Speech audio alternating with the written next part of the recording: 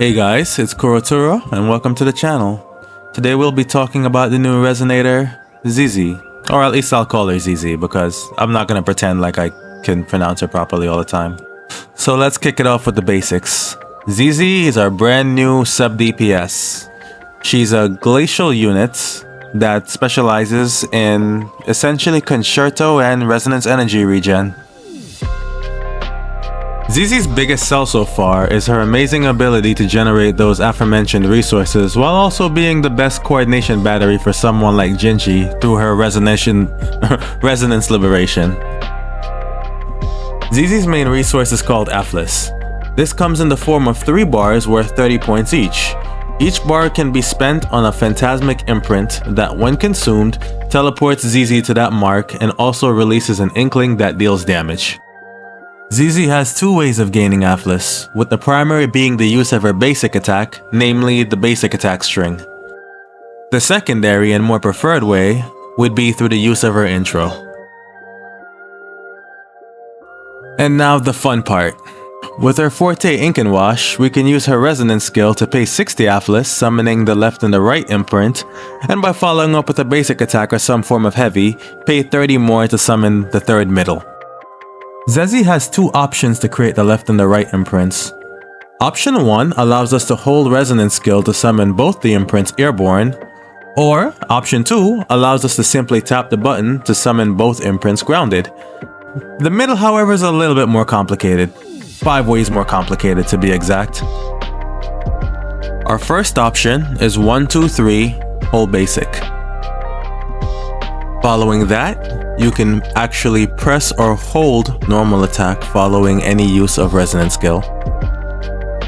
Next, we have the option to hold heavy while airborne. And last but not least, we can heavy following a perfect dodge. To put it simply, Zhezhi's mechanic centers around summoning 2 to 3 imprints in order to deal damage as well as grant you Painter's Delight stacks. When 2 imprints are consumed, this is considered Stroke of Genius, but when 3 are consumed, this activates Creation Zenith. On top of doing more damage, it also leaves you with a basic attack bonus buff. Wink wink, making that ultimate even more spicy.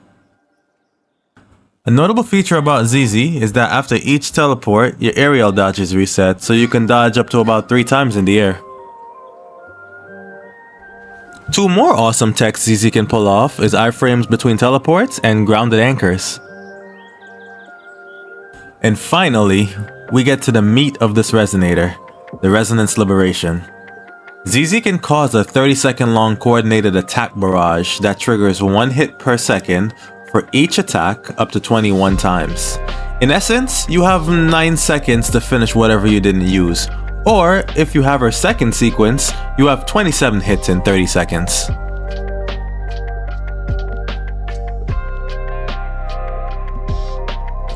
Alright, so this section I'll keep pretty short. The list goes from best to worst of what I think is viable, with maybe Team 2 and 3 being interchangeable. Zhezhi benefits from the skill damage buff as well as the coordination attacks, not to mention the hypercarry playstyle is all she could ask for. Ling Yang benefits from all the buffs as well as allowing her to be on a Glacio set for duo DPS. Changli just pretty fun. She does get the skill damage buff as well as crazy ult uptime, which pops off her DPS, so that's always a great thing. And then you have the poverty choice, which it's there. I mean, she can hypercarry, right? So why not? Alright guys, I'm not gonna hold you on this one. I kind of didn't want to spend too long here, so I did make a chart so we can manage to get through this pretty quickly. Let's start with the best weapon choices. Rhyme Drape, obviously her best weapon. Gives her unfeel bonus, gives her attack bonus whenever she uses her resonance skill, and it gives her basic attack bonus when she leaves field. Sizable amount. String Master, something similar. It gives her a general damage bonus on field, gives her attack while she uses her resonance skill. And it also gives attack when she leaves field, I believe. With the other 2, they're kind of interchangeable to me, being they're kind of both paid options. With the augment being kind of, at least to me, more reasonable to have. Because I feel like you're likely going to give her one of the other 2 rectifiers by now, instead of a cosmic. But if you have the cosmic, you could do that also. It's technically just 1 cosmic compared to 5 augments. But the augment does come as a crit rate weapon. It gives you 15% attack after Resonance Liberation for 15 seconds. While the Cosmic Rippers give you some basic attack bonus stacking up to a certain amount of times I'm currently forgetting.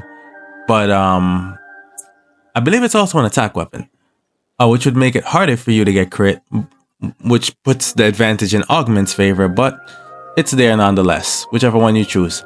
Rectifier number 25 exists.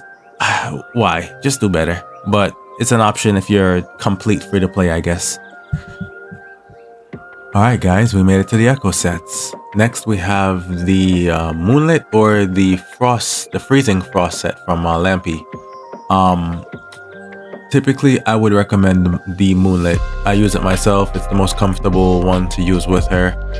Functions really well with her playstyle, especially because you'll be using her in a lot of hypercarry situations. So you just generally benefit more from it. The duo DPS playstyle does work for her, especially the more LB she is.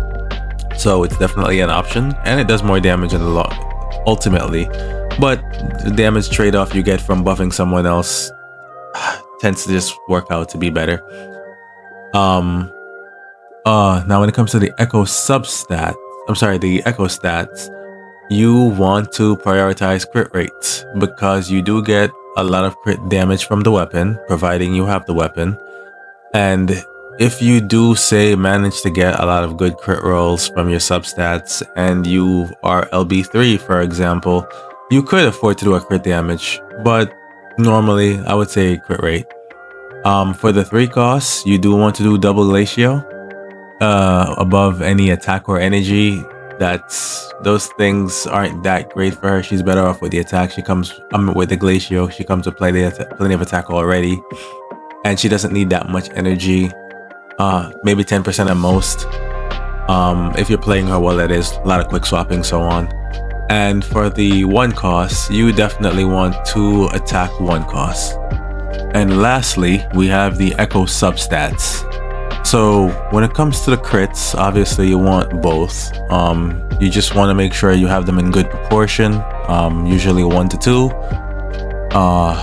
Both over attack. Attack would be the next best stat, with basic attack very close. I'm actually not sure if basic attack is more in her case in particular, but I'll be safe and say attack percent. And then attack raw. Normally I'd put energy over the attack raw, but in this case, like I mentioned before, you don't need much energy on her, but it may be safe to have about 10%. Like you could definitely at least do 10%. And with that, guys, we have made it to her sequences. First on the list would be Brushworks Finished. This is a good one for her personal DPS. I wouldn't go out of my way to get it from S0, but on the way it's helpful. It gives her 15 more resonance energy as well as 10% crit rate. Like I said, not something I'd go out of my way to stop at, but on the way it's actually pretty helpful in the long run. Vivid Strokes. Personal feelings on this one. This is actually pretty good. If you're using her with Zhezhi, you will be able to get almost 2 full epiphanies, which speaks for itself. Really good value. Not to mention it's also good personal DPS increase. 6 more birds, you do the math. Reflections Grace. This one, kind of similar to S1, but a little less utilitarian, being that it's just a straight DPS increase. As far as using your resonance skill, to me it's the most Passover node, but it's still not something bad to have. It's not she doesn't really have any bad nodes like that. That's the thing, but this is definitely the most passable one to me. Then we have Use Spectrum. I like this one. I do. I'm bad. I know. I don't. Don't blame me. But the thing is, her Resonance Liberation is 30 seconds long. This buff is 20% for 30 seconds. You can cast her Resonance Liberation right at the end of that 30 seconds again, and you can 100% uptime this buff. It's actually really good. And it's not limited to getting screwed by intro-outro shenanigans like a lot of the stuff in the game. So to me, that's pretty valuable. Then we have Composition's Clue, which is her first real chunked DPS increase. It's a really good one to have, LB5, being that it allows you to summon one extra inkling every three inklings. And they also count as coordinated attacks, the extra one. So that is actually pretty useful for Zhezhi. That's also really good for her DPS overall, being that they're a bit stronger than the inklings themselves. And yeah, overall S5 is her first real, personal DPS landmark. If you're planning on using her duo DPS, or you're planning on using her as hyper carry, there you go. Personally, she is still a sub DPS, guys. Don't be like me. Don't be bad. Don't go out your way for things you don't need. A lot of you guys are free to play or aspire to be as close to it as you can. Just do what makes sense. But these are still pretty good notes to have. Infinite Legacy, similar situation to the S5. It gives you an extra bird whenever you use Resonance skill. DPS increase serves its purpose. Between S0 and S6, it's a bit over a 200% DPS increase to kind of give you an idea of where she goes with it, while still providing some pretty good support. So keep that in mind if you choose to invest in her. But yeah, we'll just go on from here. Alright guys, so I think now's a good time to actually take a look at our run and see how Zhezhi actually performs in combat. So here we start off with Changli. We do a ult into Forte. Reason being, you just want to empty your resources so that we actually benefit from the enflamement buildups that Changli will be able to perform here. And then we swap into Zhezhi, do Zhezhi's ult into a 1-2-3, and then we swap back to Changli into her resonance skill, swap to Verina, and do a 1-2-3. Reason we do this is because we're trying to mix in building up outro resources, intro resources, along with building up enflamement. So we got the initial part of the E off with Changli, swap into Verina, and we're doing the 1-2-3 to build up Verina's Forte as well as her Concerto. There we go. We swap back in for Conquest. Conquest lands. We swap back to Verina. From Verina, we do E into ult. Reason being, once again, we're trying to build up the outro. We do catch this dodge because that does give us some Concerto, so lucky us. And then we're going to get enough for a full bar and trigger in True Sight intro, which gives us our second enflamement. There we go. So we triggered off the third by using the E. It leaves us airborne, so this is actually a good time with Zhezhi to do the aerial combo so that we can finish our Forte, so that when we land we can just cast the resonance skill. So there we go.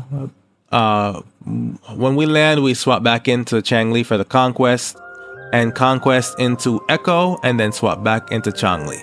So this will give us our third enflamement with Changli, which sets us up perfectly for our DPS burst period. There we go. We got the Echo. Now we're back to Zhezhi, and from Zhezhi we do the resonance skill. And then from there we go to Verina and set up the rest of our combo. So here the boss jumps down, we dodge it, and then we manage to buff and essentially begin our burst period. So we got the buffs off, we jumped, we got those attacks off, which caused the heal, which triggers the Verina, is it the Verina heal passive? What am I thinking? I think she has a heal passive. Yeah, so then from there we go to, I'm sorry, my brain is a little tired. From there we go to Zhezhi. We go for the rest of the Concerto bar, which at this point sets us up to do Heron into Changli. That triggers our fourth enflamement also. So we managed to get the fourth enflamement very shortly after the Verina buffs, as well as introed from Heron. It's the best position we could honestly ask for. There we go. Land. We hit the Forte. Alt. and Forte. Swap over to Zhezhi here because once again our ult is back. We want to use these valuable resources. And yeah, so once this ends, we're gonna start working on our next Forte with Zhezhi. There we go, we got the ult off. We build up the next resource while that animation plays out. The animation's off, great. We go back to Changli. Okay, so now we're back on Changli. Here we're gonna do our enflamement again. And this time we are going to swap to Zhezhi. We did it really quickly so we can be grounded. We don't want to get put airborne because we wanted to finish the rest of our enflamements on the ground. I'm sorry, the rest of our Forte on the ground. Here we want to set up the enflamement now. Now this is a bit of just a fancy play. I kind of enjoy this, but it does actually have a practical purpose. So we set up these grounded imprints. Then we go to Changli to finish the enflamement, and we also go back up. This time we let ourselves go airborne with Zhezhi.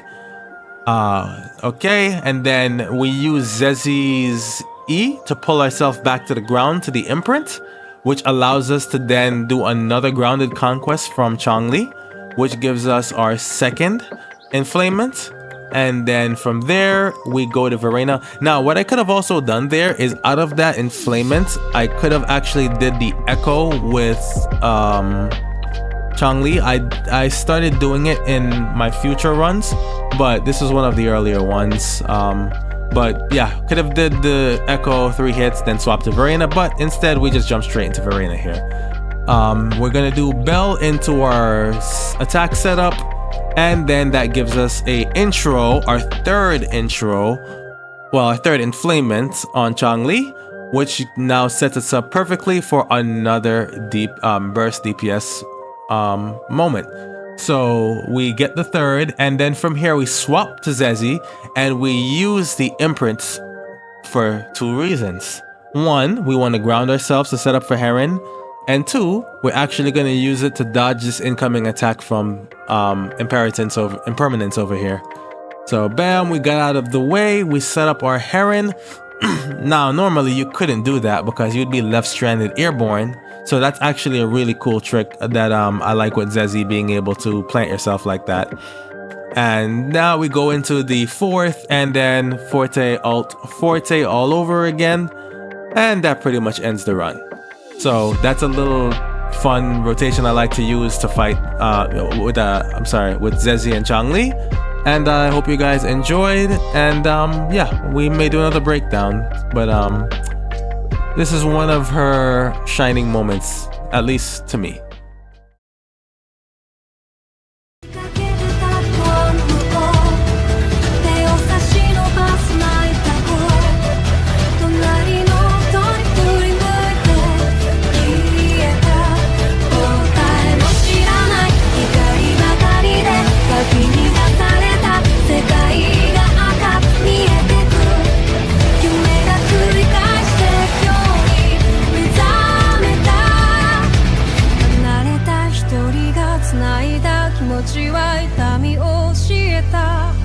I'll only have one more hand left that I can play. There ain't no time, so let's do it. No one say I wanna rap, yeah. I'll see your flames.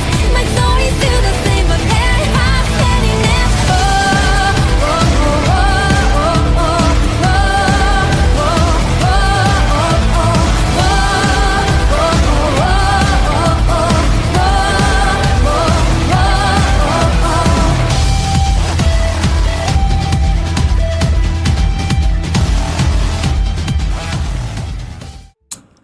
Alright guys, so that's pretty much my Zhezhi guide. What can I say? It's been a long one in the making at this point. But yeah, hopefully you guys find the information useful. And you know, I'll catch you guys in the future. Thanks.